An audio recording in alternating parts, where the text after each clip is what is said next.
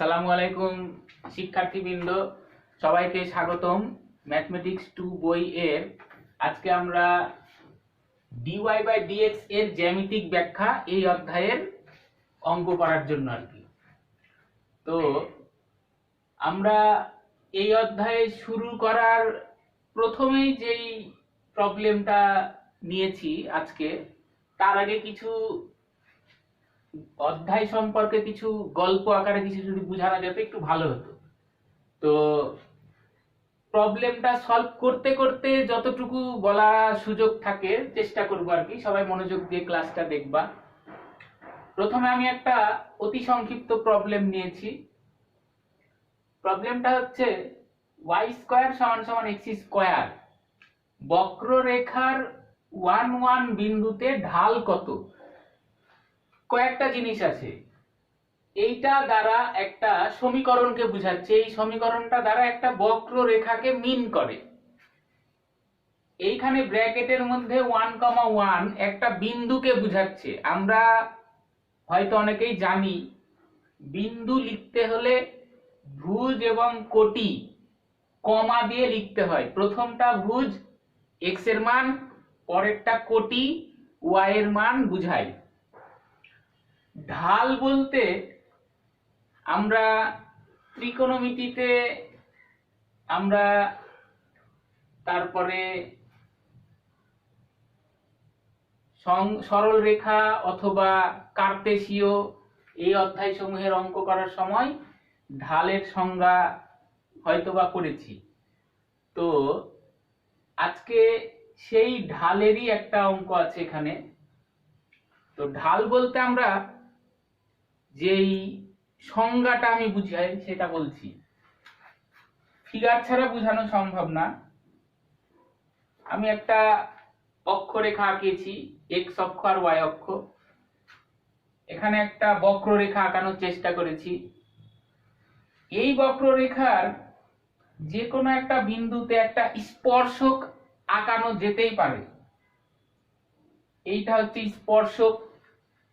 এই স্পর্শক রেখাটা এক্স অক্ষের ধনাত্মক দিকের সাথে যে কোণ উৎপন্ন করে তার ট্যানজেন্টকে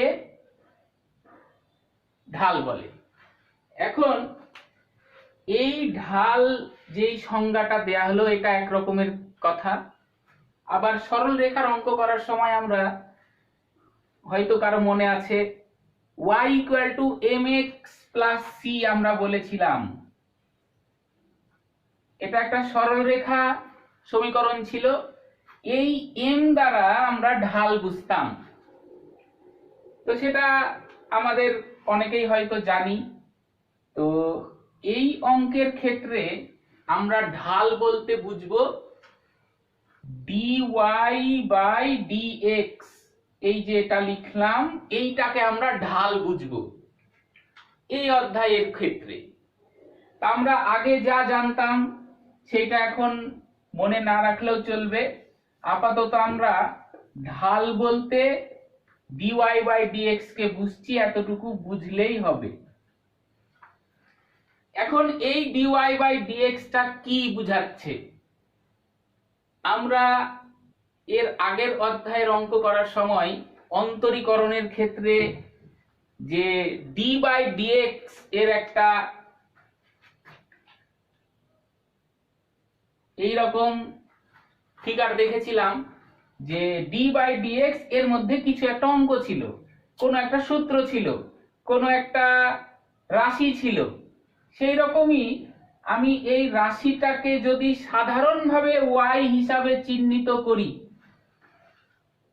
এই y কে আমরা যে কোনো ফাংশন যদি বুঝি তাহলে এটাই তো dy/dx হয়ে গেল। dy/dx, তাহলে এই dy/dx কে আমরা ঢাল হিসাবে বুঝতে পারি। তাহলে এই প্রবলেমটাতে যেই লাইনটা দেয়া আছে সমীকরণটা সমাধানের সময় আমরা ওই লাইনটাকে লিখব। লিখলাম, লেখার পর যেহেতু অন্তরীকরণের অঙ্ক উভয় পক্ষে অন্তরীকরণ বা ডিফারেন্সিয়েশন করতে হবে, তো আমরা এই কথাটা এখানে লিখেছি, উভয় পক্ষে x এর সাপেক্ষে অন্তরীকরণ। তার মানে কিন্তু এদিকে একটা d/dx নিতে হবে, এদিকে একটা d/dx নিতে হবে। উভয় পক্ষে একই রকমের অপারেশন করাই যায়, এদিকে d/dx, এদিকে d/dx। এখন এই লাইনটার পরে এটা লেখার পর এখানে কি হলো, আমরা অন্তরীকরণের জন্য যে সূত্রসমূহ মুখস্থ করেছিলাম সেখানে একটা সূত্র ছিল d/dx x⁴n, ওইটার মতন কিন্তু এইটা দেখতে। আমি বলেছিলাম যে প্রত্যেকটা অঙ্কতেই কোনো না কোনো সূত্রের মতন দেখতে লাগবে, তাহলে এইটা দেখতে x⁴n এর মতন, যেমনটা এ পাশে আছে ডান দিকে d/dx x⁴n। তাহলে আমরা স্বাভাবিকভাবেই x⁴n এর সূত্র যেটা ছিল n x⁴n-1, ওটা দ্বারা এটা পাই, x² কে ডিফারেন্সিয়েশন করলে 2x হয়। এখানে কি হলো একটু যদি ব্যাখ্যা দিই, আমি বলেছিলাম যে এটা x² এর মতন দেখতে, কিন্তু এটা তো x না, তো ddx অফ x² হলে হতো 2x, কিন্তু এখানে আছে y, তাই 2y হয়েছে। যেহেতু y কে আমরা x বিবেচনা করেছি, তাই y কে আরো একবার অন্তরীকরণ করতে হবে, এই যে d/dx y।